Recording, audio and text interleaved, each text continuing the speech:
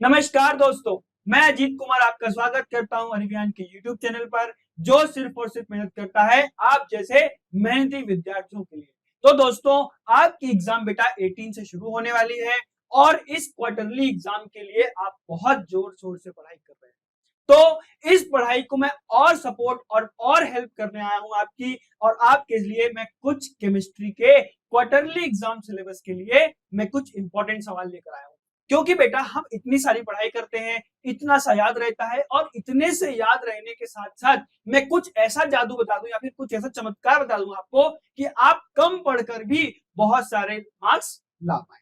ठीक है, तो इसी सोच से मैं आपके लिए कुछ इंपॉर्टेंट सवाल लेकर आया हूं। मैं आपसे रिक्वेस्ट करूंगा कि ये सारे इंपॉर्टेंट सवाल आप नोट करें, और आपने पूरा सिलेबस तो पढ़ ही लिया है जो आपकी क्वार्टरली एग्जाम का है, तो उसको मेमोराइज करिए कि हमने कहां पर पढ़ा था और कहां पर इसके नोट्स बनाए थे। तो आप क्या करिएगा दोस्त कि मेरे साथ सारे सवाल अपने कॉपी पर लिखिएगा और कंसेप्ट को मेमोराइज करिएगा, और मैं आपको थोड़ी थोड़ी हेल्प कंसेप्ट मेमोराइज करने में करता ही रहूंगा। ठीक है, तो आइए चलिए देखते हैं कुछ इंपॉर्टेंट सवाल। और इंपॉर्टेंट सवाल शुरू करने से पहले हम देख लेते हैं कुछ सिलेबस। सिलेबस क्या है हमारे पास? ये सिर्फ और सिर्फ 6 चैप्टर है हमारे पास। पहला कौन सा है? सॉल्यूशन है, electrochemistry, DNF block, coordination chemistry, halo alkane, hello arenes, और क्या है? बायोमोलिक्यूल्स। ये हमारे पास 6 चैप्टर है दोस्त, और इन्हीं चैप्टर से मैं कुछ इंपॉर्टेंट सवाल आपके लिए लेकर आया हूं जो आपको हेल्प जरूर करेंगे। ठीक है, तो आइए समझते हैं 2 मार्क्स के जो क्वेश्चन आएंगे बेटा, उनमें से कौन कौन से क्वेश्चन आपसे पूछ सकते हैं। तो सॉल्यूशन से बेटा एक बहुत इंपॉर्टेंट टॉपिक है मोलैरिटी और मोलैरिटी। मोलैरिटी और मोलैरिटी इतना इंपॉर्टेंट है बेटा कि इससे एक ना एक क्वेश्चन आएगा। ये हो सकता है फॉर्मूला पूछ ले, हो सकता है डिफाइन पूछ ले, हो सकता है क्या पूछ ले आपसे? न्यूमेरिकल पूछ ले। तो मोलैरिटी और मोलैरिटी आपको पता ही है, put the value get the answer. मैं आपको फॉर्मूला रिवाइज करवा देता हूं। मोलैरिटी कैपिटल एम होता है मोल्स अपॉन क्या होगा? वॉल्यूम ऑफ क्या होगा दोस्त? सॉल्यूशन होगा। और जो है हमारे पास मोलैलिटी, मोलैलिटी क्या होगा दोस्त? Small M. क्या होगा? स्मॉल एम क्या होगा? Small M is equals to moles of किसके? सॉल्वेंट या सॉल्यूट? सॉल्यूट के। और नीचे क्या होगा? मास ऑफ सॉल्वेंट होगा, याद रखना।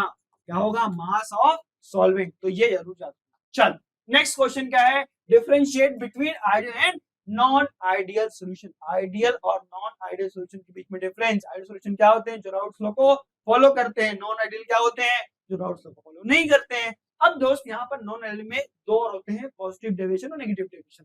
तो जब आप नॉन आइडियल खोलोगे तो पॉजिटिव और नेगेटिव डेविएशन भी देख लेना, साथ साथ में एग्जांपल भी देख लेना कि कौन कौन से सॉल्यूशन है जो आइडियल सॉल्यूशन दिखाते हैं, कौन कौन से सॉल्यूशन को नॉन आइडियल शो करते हैं। ठीक है, चल ये तो आप कर ही लोगे। ठीक है, write down the want of solution equation. अब देखो दो चीजें बेटा इस सॉल्यूशन चैप्टर में जो बच्चों को बहुत कंफ्यूज करती है, एक है वांट ऑफ फैक्टर और एक है want of solution equation. Want of factor अलग बात होती है, वांट ऑफ इक्वेशन अलग बात होती है। वांट ऑफ इक्वेशन क्या होती है दोस्त? जब ऑस्मोटिक प्रेशर किस पे डिपेंड करता है? टेम्परेचर पे। इसको हम क्या बोलते हैं बेटा? क्या बोलते हैं? Want of equation. ठीक है, अब क्या बोल रहा है? Give the formula used for calculation of molecular mass. है ना, वांट ऑफ इक्वेशन यूज करके अपन क्या कर सकते हैं? मॉलिक्यूलर मास निकालने की इक्वेशन याद कर सकते हैं। तो आपको दो इक्वेशन पता है, pi is directly proportional to T and pi is directly proportional to C. इन दोनों को कॉमन करेंगे तो क्या निकलेगा? Pi directly proportional to T and C. और प्रोपोर्शनल हटाएंगे तो क्या लगाएंगे? आर। और क्या हो गया? पाई आर टी सी। आर क्या है? गैस कांस्टेंट, टी क्या है? टेम्परेचर, और सी क्या है? कंसंट्रेशन। ठीक, चल अब कंसंट्रेशन, कंसंट्रेशन आप रख सकते हैं मोल्स बाय मोलिकुलर मास। अब ये मोलिकुलर मास उधर ले आओ, पाई इधर ले आओ, और अपने मोलिकुलर मास का इक्वेशन बना लो। चलो आगे बढ़ते हैं। आगे क्या है हमारे पास? आगे 2 मार्क्स से क्वेश्चन में हमारे पास बेटा क्या है कि कॉपर सल्फेट सॉल्यूशन को, किसको? कॉपर सल्फेट सॉल्यूशन को हम जिंक पॉट में रख सकते हैं? नहीं रख सकते, बिल्कुल नहीं रख सकते। क्या करेगा? डिस्प्लेसमेंट रिएक्शन शो करेगा, कॉपर अलग हो जाएगा और जिंक क्या करेगा? सल्फर के साथ जिंक सल्फेट बना लेगा। What do you mean by standard hydrogen electrode potential? Standard hydrogen electrode potential की वैल्यूज देख लेना और साथ साथ में डिफाइन देख लेना, और याद रखना कि हाइड्रोजन का स्टैंडर्ड इलेक्ट्रोड पोटेंशियल क्या होता है? 0 होता है, जो आपको बहुत कम है। चलिए, व्हाट इज करोजन? ये तो पूरी दुनिया को पता है करोजन क्या है। और आपको लग रहा होगा कि ये बहुत इजी सवाल है बेटा, लेकिन इजी सवाल भी कभी कभी बहुत सारे नंबर दे जाते हैं। ठीक है, तो करोजन क्या होता है? तो किसी मेटल में क्या होती है? अनवांटेड इंप्योरिटीज कारण क्या होता है? करोजन होता है। तीन फैक्टर देख लेना कौन कौन से होते हैं। पहला फैक्टर क्या, इम्प्योरिटी, दूसरा फैक्टर होता है एनवायरमेंट, और तीसरा फैक्टर होता है बेटा nature of metal. Nature of metal, define molecular conductance and equivalent conductance. Molecular conductance और इक्विवेलेंट कंडक्टेंस देख लेना, साथ में इसके डिफाइन और इसके फॉर्मूला, और साथ साथ में मॉलिक्यूलर कंडक्टेंस और इक्विवेलेंट कंडक्टेंस का क्या देख लेना, क्या देख लोगे, रिलेशन क्या है कि मॉलिक्यूलर कंडक्टेंस और इक्विवेलेंट कंडक्टेंस का रिलेशन क्या है। चलो अब जो है आगे बढ़ते हैं, और कौन से इंपॉर्टेंट क्वेश्चन, इंपॉर्टेंट क्वेश्चन दो और आ गया, explain the Sandmeyer reaction with example. Sandmeyer reaction जरूर से देख लेना, और साथ साथ में बेटा एलिमिनेशन रिएक्शन। क्या एलिमिनेशन रिएक्शन क्या होती है, किसी भी एक चीज को हटा देंगे, है ना, तो क्या बोल देंगे, एलिमिनेट करना। जैसे मान लो एग्जांपल लेता हूं मैं, एग्जांपल लेता हूं किसी अल्कोहल का, मैं 2 डिग्री अल्कोहल ले लेता हूं मैं, ये 2 डिग्री अल्कोहल है, क्या है ये 2 डिग्री अल्कोहल। जब हम 2 डिग्री अल्कोहल को अल्कोहलिक KOH के साथ, किसके साथ, अल्कोहलिक KOH के साथ रिएक्ट कराते हैं, तो क्या करेगा, डिहाइड्रोजनेशन, क्या करेगा, डिहाइड्रोजनेशन, यहाँ पास वाले H से मिल करके पानी निकाल देगा, और क्या करेगा, एल्केन बना देगा। क्या बना देगा, एल्केन बना देगा। तो ये होता है एलिमिनेशन, कि हमने क्या निकाल दिया, पानी निकाल दिया। क्या हो गया, ये हमने किसी चीज को एलिमिनेट किया है, तो क्या हो गया, ये एलिमिनेशन रिएक्शन। सेटजेफ रूल के साथ इसको मेंशन कर लेना। आपको पता है सेटजेफ रूल क्या बोलता है, सेटजेफ रूल ये बोलता है कि जो क्या कहते हैं अपना एल्केन होता है, वो कौन सा, टर्मिनल वाला एल्केन क्या होता है, वो स्टेबल नहीं होता। जैसे मान लीजिए ये हमारे पास एक एल्केन है, और एक और एग्जांपल लेते हैं, यहाँ पे मैं इसको एक और कार्बन लगा देता हूँ, ठीक है, और मान लो एलिमिनेशन रिएक्शन से एक और प्रोडक्ट बना, ऐसा, ये हो गया डबल बॉन्ड, और ये तो ये पूछ सकता है, सेटजेफ रूल बोलता है कि जो टर्मिनल अल्कीन्स होते हैं वो लेस स्टेबल होते हैं एज कंपेयर टू मिडिल वाले, ठीक है, तो ये वाला अल्कीन ज्यादा स्टेबल होगा इसके, ठीक है। चल ये आपको बहुत अच्छी तरीके से पता है, अगर नहीं पता है तो अभी कॉपी खोलो, अभी नोट्स पढ़ो, और अगर नहीं नोट्स बनाए हैं तो बेटा आज ये रिवीजन ऐप डाउनलोड करो, उसमें उन्नति बैच चल रही है बेटा, उस उन्नति बैच के अंदर हमने सारे पॉइंट्स बहुत डिटेल में, बहुत खोल कर पढ़ाए हैं, तो उसको अच्छे से पढ़ो, वहां से पढ़ो, नोट्स करो, और जो नोट्स को रिवाइज करते रहो। चलो अब जो है आगे बढ़ते हैं। आगे क्या है बेटा, आगे है zinc shows +2 oxidation state. Why, zinc जो होता है +2 ऑक्सीडेशन स्टेट क्यों शो करता है, जिंक इसलिए +2 ऑक्सीडेशन स्टेट शो करता है बेटा, क्योंकि उसके पास क्या होता है 4s2 3d10 होता है कि नहीं होता, जो लास्ट सेल होते हैं, जो लास्ट सेल का इलेक्ट्रॉनिक कॉन्फ़िगरेशन जिंक का क्या होगा 4s2 3d10। अगर मान लो 4s2 से एक बार इलेक्ट्रॉन दे देता है, वैसे तो ये बहुत मुश्किल से इलेक्ट्रॉन देगा, लेकिन अगर दे देगा तो क्या बचेगा इसके पास 3d10। 3d10 क्या है, फुलफिल्ड है, क्या है सर, फुलफिल्ड, फुली फिल्ड है, फुली फिल्ड, और फुली फिल्ड क्या होते हैं, मोस्ट स्टेबल, क्या होते हैं, मोस्ट स्टेबल, इसलिए क्या शो करेगा, only and only +2 oxidation state, ठीक है। क्रोमाइल क्लोराइड टेस्ट के बारे में देख लेना, और उसके इक्वेशन जरूर ध्यान से रखना, ठीक है। नेक्स्ट क्या है, लेंथेनाइड कॉन्ट्रैक्शन, बहुत इंपॉर्टेंट और बहुत कॉमन सवाल है कि लेंथेनाइड कॉन्ट्रैक्शन क्या होता है, तो इन सारे इक्वेशन को जरूर ध्यान से देख लेना। चलो आगे बढ़ते हैं, आगे क्या लिखा है, right the 3 difference between lanthanoids and actinoids. Lanthanoids और एक्टिनॉइड्स के बीच में कितना डिफरेंस लिखने हैं, 3 डिफरेंस लिखने हैं। और बेटा जब भी डिफरेंस लिखो तो मैं आपको एक बात बताता हूँ कि जितने मार्क्स है, जैसे मान लो यहाँ पर 2 मार्क्स का क्वेश्चन है, तो क्या है 3 डिफरेंस, कितना डिफरेंस लिखना है अपने को 3। अगर 4 मार्क्स का आया है तो याद रखना 5 लिख देगा। क्या होता है, एक ज्यादा लिखोगे तो मान लो अगर गलती से कोई एक बीच का सेंटेंस गलत रह गया तो टीचर क्या करेगा, आपके कोई 4 सेंटेंस को सही मानकर आपको पूरे नंबर दे देगा, ठीक है। तो जरूर याद रखना कि अगर जितने मार्क्स का पूछा गया है उससे हमें 1 मार्क्स का जरा देना। और डिफरेंस में सबसे बढ़िया बात होती है बेटा, एक क्या करना, एग्जाम्पल, क्या करना, कोई एग्जाम्पल लिख देना, तो आपको पूरे मार्क्स मिलने की पूरी संभावना है। नेक्स्ट क्या बेटा, explain the double salt and complex salt. Double salt क्या होते हैं, जो वाटर में आयोनाइज करने के बाद क्या होंगे, सारे आयन क्या करेंगे, अपनी अपनी प्रॉपर्टी शो करेंगे, लाइक क्या, एलम, है ना, फिट करी सुना होगा नहीं सुना होगा, एलम। और कॉम्प्लेक्स सॉल्ट वो होते हैं जो वाटर में डिसॉल्व करने के बाद अपने हर आयन की आइडेंटिफिकेशन नहीं देते। जैसे अगर मैं मान लूं तो बोलूं तो NiCO का होल 4, ये हमारा क्या है, कॉम्प्लेक्स सॉल्ट, ठीक है। एक एग्जांपल मैंने आपको बता दिया, ठीक है। तो ये एग्जांपल ऑफ बाइडेंटेट और हेक्साडेंटेट का एग्जांपल, डेंटिसिटी बाइडेंटेट कौन से होंगे, बाइडेंटेट होंगे, मान लीजिए अपना इथिलीन डायमीन, क्या है, इथिलीन डायमीन क्या है, बाइडेंटेट लिगेंड, और हेक्साडेंटेट क्या है, EDTA, ठीक है। EDTA क्या होता है दोस्त, हेक्साडेंटेट मतलब इसके पास 6 साइड होती है इलेक्ट्रॉन देने की, और बाइडेंटेट में ये होता है इसमें 6 साइड नहीं होती। चल आगे बढ़ते हैं और अपन बढ़ते हैं किसमें, 3 मार्क्स क्वेश्चन। कहां बढ़ते हैं, 3 मार्क्स क्वेश्चन।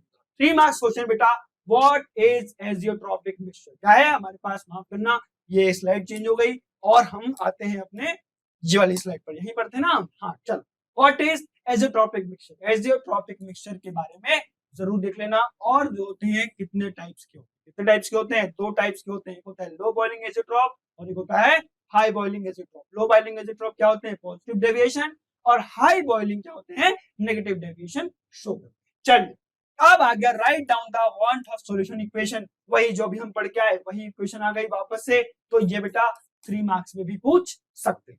चल state Henry law with equation, Henry law जरूर याद रखना। हेनरी लॉ क्या होता है कि mass of gas dissolve, mass of gas dissolve is directly proportional to the, किसके डायरेक्टली प्रोपोर्शनल होगा दोस्त, पार्शियल प्रेशर की। कोई भी गैस किसी भी सॉल्वेंट क्या बोले तो किसी भी लिक्विड में, किसी भी लिक्विड में क्या हो रही है, डिसॉल्व हो रही है, किसकी डायरेक्टली प्रोपोर्शनल होगी, प्रेशर। जैसे जैसे प्रेशर अप्लाई करोगे तो मास जो होगा डिसॉल्व गैस का बढ़ता जाएगा। इसको अगर अपन प्रोपोर्शनल हटाएं तो प्रोपोर्शनलिटी कांस्टेंट आएगा के एच, क्या आएगा के एच, और इसी प्रोपोर्शनलिटी कांस्टेंट क्या बोलते हैं, हेनरीज, क्या बोलते हैं, हेनरीज कांस्टेंट, क्या बोलेंगे अपन, हेनरीज। चल next, state routes law and also derive mathematical equation, mathematical equation किसकी, राउट्स लॉ की। वेरी वेरी इंपॉर्टेंट, बहुत इंपॉर्टेंट सवाल है, मतलब मैं अगर मार्क करूं इसको तो 5 स्टार क्वेश्चन होगा। कितने क्वेश्चन, 5 स्टार जरूर जरूर से दूंगा इसको, ठीक है। राउट्स लॉ बेटा इतना कमाल का है टॉपिक है कि इससे बेटा न्यूमेरिकल ही पूछ लेते हैं वो अपन से, और जो है इक्वेशंस तो पूछते ही पूछते हैं। चलिए नेक्स्ट क्वेश्चन क्या है हमारे पास, state colligative properties. Colligative property क्या होता है, कॉलिगेटिव प्रॉपर्टी है जी फिजिकल प्रॉपर्टी सॉल्यूशन की, जो किस पे डिपेंड करती है, नंबर ऑफ आयंस प्रेजेंट, ठीक है। इसके टाइप क्या कौन से होंगे, 4 टाइप्स होते हैं इसके, एलिवेशन इन बॉइलिंग पॉइंट, मैं यहाँ पे सिर्फ शॉर्ट फॉर्म लिखता हूँ, elevation in boiling point, depression in freezing point, depression in freezing point, ठीक है, relative lowering of vapour pressure, और चौथा क्या होगा, ऑस्मोटिक प्रेशर। ये हमारे पास सिलेबस में 4 हमारे पास कॉलिगेटिव प्रॉपर्टी है जो हमने बहुत इन डेप्थ पढ़ी। चल नेक्स्ट क्या है बेटा, define the following elevation in boiling point और डिप्रेशन इन फ्रीजिंग पॉइंट। तो क्या बोल रहा है, एलिवेशन इन बॉइलिंग पॉइंट, किसी भी 100 ग्राम्स ऑफ सॉल्वेंट, इसमें किसी भी 100 ग्राम्स ऑफ सॉल्वेंट में मैं जब 1 ग्राम ऑफ सॉल्यूट मिलाता हूँ, क्या मिलाता हूँ, 100 ग्राम या सॉरी 1000 मान लो, किसे 1000 मान लो, 1000 ग्राम ऑफ सॉल्वेंट में जब मैं 1 ग्राम क्या मिलाता हूँ, सॉल्यूट मिलाता हूँ, तो क्या होता है उसमें बॉइलिंग पॉइंट बढ़ जाता है। एग्जांपल में लेता हूँ छोटा सा, वाटर का, किसका, वाटर का। अगर H2O वाटर जो होता है किसमें होता है, किसमें बॉइल होता है, 100 डिग्री सेल्सियस में। अगर मैं इसमें 1 ग्राम, क्या 1 ग्राम अगर सॉल्ट मिलाऊंगा दोस्त, तो क्या होगा, क्या होगा, इसका बॉइलिंग पॉइंट बढ़कर क्या हो सकता है, 101 पॉइंट मानते हैं 01 कितना हो जाएगा, 101। तो क्या होगा, 1 डिग्री सेल्सियस बढ़ गया, तो जिस टेम्परेचर में बॉइल हो रहा था उससे ज्यादा टेम्परेचर में वो क्या होगा, बॉइल होगा। क्या होता है, एलिवेशन, एलिवेशन मतलब उठाव, क्या बॉइलिंग पॉइंट में क्या आ गया, थोड़ा सा उठाव होगा, ठीक है। Same depression in freezing point, same यही होगा, बस रिवर्स करना है अपने को। अगर मान लीजिए वाटर किसमें फ्रीज हो रहा था, 0 डिग्री सेल्सियस में, अगर मैं 1 ग्राम ऑफ क्या करता हूँ, सॉल्ट डिसॉल्व करता हूँ, तो हो सकता है -1 डिग्री सेल्सियस में क्या हो रहा हो, फ्रीज, क्या हो रहा हो, -1 बढ़ा है, 0 बढ़ा है, -1 नहीं गधों, 0 बढ़ा है, ठीक है। तो क्या बढ़ा है, 1 सॉरी 0 डिग्री सेल्सियस, ठीक है। चल नेक्स्ट बढ़ते हैं और नेक्स्ट देखते हैं क्या है, ठीक है। डिफाइन सेल कांस्टेंट, क्या सेल कांस्टेंट हमें डिफाइन करना है ना। अब साथ साथ में हमें क्या लिखना, ओहो अगेन पीपीटी बदल गई, चलिए है ना यही क्वेश्चन, चलिए क्या है, define cell constant, cell and develop a relation between specific conductance और सेल कांस्टेंट। सेल कांस्टेंट क्या होता है, L/A, है ना, और इसका रिलेशन किसके साथ, स्पेसिफिक कंडक्टेंस बोले तो कप्पा के साथ, किसके साथ, कप्पा के साथ, ठीक है। तो आपको पता है, मैं ड्राइव करता हूँ, छोटा सा है, R is equals to rho L/A, ठीक है। चल अब जो है इसको लिखते हैं, कप्पा क्या होता है, 1/ρ, क्या है, 1/ρ। तो बस इसको क्या कहते हैं अपन, चलो मैं तुम्हारे लिए कर ही देता हूँ। अगर मैं L बाय ए को एक कोई कौन वेरिएबल मानता हूँ x, कौन सा वेरिएबल मानता हूँ x, तो क्या हो गया ये, क्या हो गया ये हो गया r इंटू रो x। ठीक है, अब क्या करता हूँ, यहाँ पे मल्टीप्लाई में है तो मैं करता हूँ इसको 1 by rho is equals to x by r। और 1 बाय रो क्या है, 1 बाय रो क्या है दोस्तों, कप्पा बोले तो स्पेसिफिक कंडक्टेंस, और x बाय r, और x क्या है हमारे पास, L बाय ए, सिंपल। तो x क्या है हमारे पास 1 by r into L by A. तो ये हमारे पास स्पेसिफिक कंडक्टेंस और सेल कांस्टेंट का क्या आ गया, डेरिवेशन है बोले तो, क्या बोलते तो रिलेशन। चलो व्हाट इज कोलरास लॉ, है ना, कोलरास लॉ और उसके 2 एप्लीकेशंस के बारे में भी हमें जानना है। कोलरास लॉ क्या होते हैं और उसके 2 एप्लीकेशन कौन कौन से, ठीक है। डिफाइंड एलिमिनेशन रिएक्शन ये वापस आ गई, और मेंशन द सेट-जेफ रूल के हिसाब से हमें मेंशन करना है। चल आगे क्या है, रीमर-टीमन रिएक्शन। क्या है, Reimer Tiemann reaction, very very important reaction. इसमें क्या होता है दोस्तों, फिनॉल, क्या होता है, फिनॉल जो होता है वो किसके साथ रिएक्ट करेगा, क्लोरोफॉर्म के साथ। किसके साथ, क्लोरोफॉर्म के साथ। और क्या करेगा, और क्या करेगा दोस्त, किस मीडियम में, बेसिक मीडियम। इसमें बेसिक मीडियम में CHCl3 होना चाहिए। क्या होना चाहिए यहाँ पे, क्लोरोफॉर्म CHCl3, है ना। क्लोरोफॉर्म के साथ किसमें, बेसिक मीडियम में। और क्या बनाएगा, एल्डिहाइड। क्या बनाएगा, एल्डिहाइड, फिनोलिक एल्डिहाइड, और इसको क्या बोलते हैं, सैलिसाइल्डिहाइड भी बोलते हैं। चल अब क्या है, right the 4 difference between D and F block elements के बीच में हमें 4 डिफरेंस लिखना है। ये आपको बहुत बेसिक है और आपको आता ही होगा, ठीक है। चल explain the structure of ZnNH3 का whole 4+2 on the basis of VBT। VBT के हिसाब से हमको बताना है स्ट्रक्चर, बताना है किसका, इस कॉम्प्लेक्स। क्या करेंगे, पहले आप इसके ऑक्सीडेशन स्टेट निकालेंगे। ऑक्सीडेशन स्टेट निकालने के बाद अब क्या करेंगे, इलेक्ट्रॉन्स को कम करेंगे, और इलेक्ट्रॉन्स को कम करने के बाद जो है मिक्सिंग ऑफ ऑर्बिटल करेंगे, और मिक्सिंग ऑफ ऑर्बिटल करने के बाद एक हाइब्रिडाइजेशन निकालेंगे, और देन क्या करेंगे दोस्त, उसका स्ट्रक्चर आप बहुत इजीली बता। चलिए आगे बढ़ते हैं। अब आ गया एक अगेन कोऑर्डिनेशन कंपाउंड से important question, IUPAC naming. IUPAC naming बेटा बहुत इंपॉर्टेंट है। हो सकता है सवाल चेंज हो जाए, हो सकता है यहाँ पे लिगेंड कोई हो जाए, यहाँ पे कुछ और हो जाए, यहाँ पे कुछ और हो जाए, लेकिन एक सवाल आप मान के चलिए आपकी क्वार्टरली एग्जाम में रखा हुआ है, किससे, IUPAC नेमिंग से। तो मैं आपको एक का नाम लिख के थोड़ा सा रिवीजन करवा देता हूँ, और देन अपन आगे बढ़े, ठीक है। तो जैसे मान लो अपन फर्स्ट वाले का ही लिखते हैं, ठीक है। तो फर्स्ट वाले का लिखते हैं, सबसे पहले क्या करते हैं, इसको ब्रेक कर लेते हैं। तो कैसे ब्रेक करेंगे, CONH का होल 6, और ये है 3 पॉजिटिव और Cl प्लस 3Cl, ठीक है। अब इससे क्या करते हैं, नेमिंग करते हैं। अब देखो यहाँ पर कितने, यहाँ पर NH3 आना चाहिए ना, ठीक है, ये NH। अब क्या करते हैं, ये कौन सा पार्ट है, एनायनिक या कैटायनिक, कैटायनिक है सर, कैटायनिक है तो मेटल का नाम मेटल जैसा ही लिख देंगे। तो चल लिखते हैं, इसका नाम क्या लिखेंगे, हेक्सामाइन। और क्या है, कोबाल्ट। क्या है ये, कोबाल्ट, कोबाल्ट। अब देखो क्या है, हमें इसका क्या लिखना है, ऑक्सीडेशन स्टेट, वो भी किसमें, रोमन में। तो देखो NH3 को NH3 की जो क्या कहते हैं, इसकी चार्ज क्या होगा, इसमें 0 होगा, और CO के ऊपर क्या जाएगा, +3, क्या आएगा, +3। तो हम यहाँ पर लिख देते हैं +3। और बेटा क्या लगा है इसके बाहर, ये कोऑर्डिनेशन स्फीयर के बाहर क्या लगा है, क्लोरीन। क्या लिखेंगे, क्लोराइड, ठीक है, क्या लिखेंगे, ठीक है। तो ये हमने नाम लिख लिया। इस तरह बेटा कमेंट सेक्शन में आप मुझे इन दोनों के नाम जरूर लिखकर बताइए, तो समझ में आएगा कि आपकी तैयारी कैसी चल रही।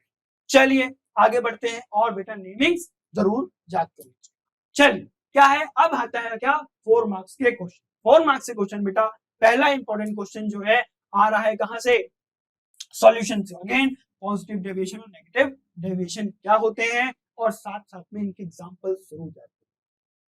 चलिए फैराडे लॉ ऑफ इलेक्ट्रोलिसिस। क्या है, Faraday law of electrolysis. Faraday law of electrolysis में याद रखिएगा दोस्तों, याद रखिएगा कि दो है हमारे पास, Faraday first law, Faraday second law. First law ये बोलता है कि मास ऑफ, क्या, किसका mass, mass of metal deposited, है ना। जो मास ऑफ मेटल डिपॉजिटेड किसके डायरेक्टली प्रोपोर्शनल होगा, चार्ज अप्लाइड, जो हम चार्ज अप्लाई कर रहे हैं उसके डायरेक्टली प्रोपोर्शनल होगा। और सेकेंड लॉ इसका ही क्या है, इसका ही एक एक्सटेंशन, ठीक है।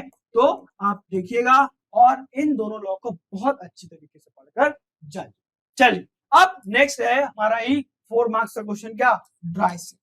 ड्राई सेल का जो है बेटा डायग्राम बोर्ड्स में बहुत बार पूछ चुका है, तो मैं आपको बोलूंगा कि अभी से ही, अगर आपके क्वार्टरली एग्जाम में आए या ना आए, लेकिन आप अभी से ही प्रैक्टिस करना चालू कर दीजिए। अगर एक बार भी उसने पूछ लिया तो आपके 4 नंबर पक्के हो जाए। चल, इतनी बात आपको समझ में अच्छे से आ गई। आगे क्या है, Nernst equation, derive Nernst equation for single electrode potential. ठीक है, नर्नेस्ट इक्वेशन डिराइव करिएगा और जो आपके नोट्स है वहां पर आप देख जरूर लीजिएगा कैसे कैसे डिराइव करना है। मैं आपको बस छोटा सा एग्जांपल, इसका जो फॉर्मूला है वो रिवाइज करा देता हूं। तो ई सेल क्या होगा, E cell is equals to E naught minus 0.059। तो मैं क्या करता हूं, 0.059 क्या करता हूं, 0.6 लिख लेता हूं बेटा, एंड बाय एन लॉग। ये हमारे पास नर्नेस्ट इक्वेशन है और इस नर्नेस्ट इक्वेशन को बेटा जरूर याद रखिएगा।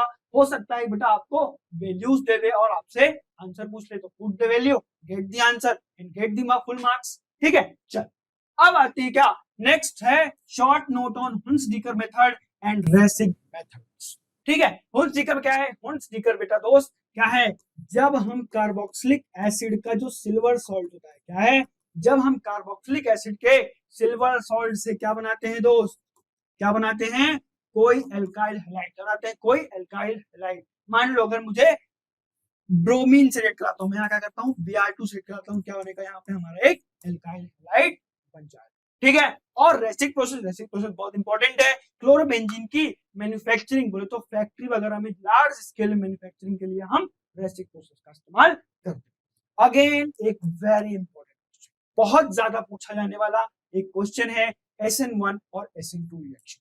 इतनी बार पूछा गया है बेटा, इससे 1 नंबर 2 नंबर 5 नंबर तक के सवाल बन जाते हैं। ठीक है, तो आप SN1 में याद रखिएगा कि कार्बोकेटाइन बनता है, यहाँ पर कार्बोकेटाइन नहीं बनेगा, यहाँ पर 3 डिग्री 1 डिग्री 2 डिग्री ज्यादा स्टेबल होते हैं और यहाँ पर 1 डिग्री 2 डिग्री और 3 डिग्री ज्यादा स्टेबल होते हैं। किसके लिए, फॉर द रिएक्शन के लिए। और साथ साथ में किसमें रेसिमिक मिक्सचर बनेगा, किसमें इन्वर्जन होगा, किसमें रिटेंशन होगा, ये सब बातों को आप जरूर ध्यान से देख लीजिएगा और बार बार अपने नोट्स कॉपी या फिर बोले तो रफ कॉपी में जरूर लिख लिख कर प्रैक्टिस करिएगा। चलिए, है ना, आगे देखते हैं। आगे क्या है हमारे पास, एक्सप्लेन गिविंग रीजंस। ठीक है, हमें इन स्टेटमेंट्स को एक्सप्लेन करना है। क्या बोल रहा है, transition metal generally forms coloured compound. क्यों बनाते हैं, क्योंकि यहाँ पर क्या होता है, डी ट्रांजिशन।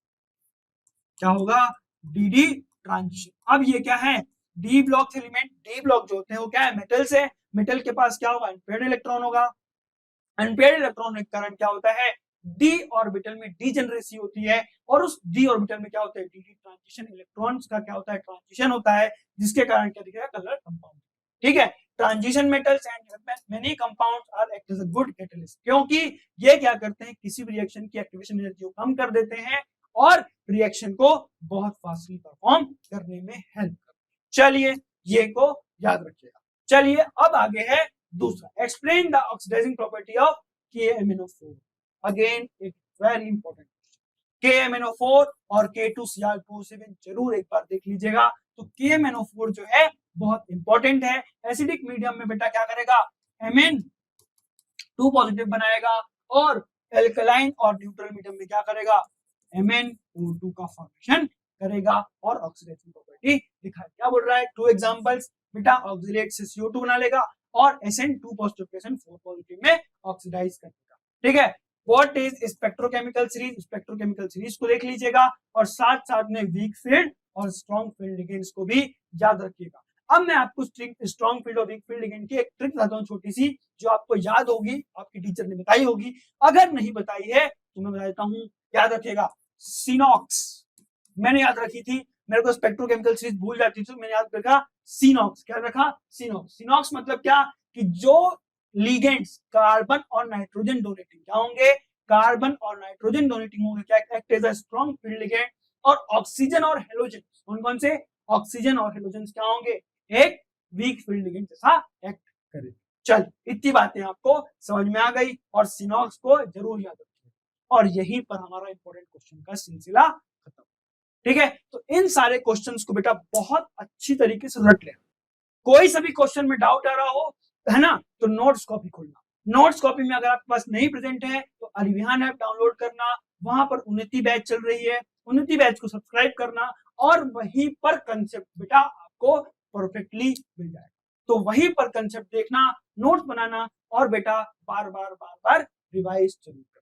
ठीक है, तो मेरी तरफ से आपके लिए ऑल द बेस्ट और अच्छे से पढ़ाई करिए, सारे नोट्स बनाइए, सारे रिवीजन करिए और जो है सारे इंपॉर्टेंट क्वेश्चन को बार बार देखते चलिए। हम मिलेंगे नेक्स्ट लेक्चर में, तब तक के लिए धन्यवाद।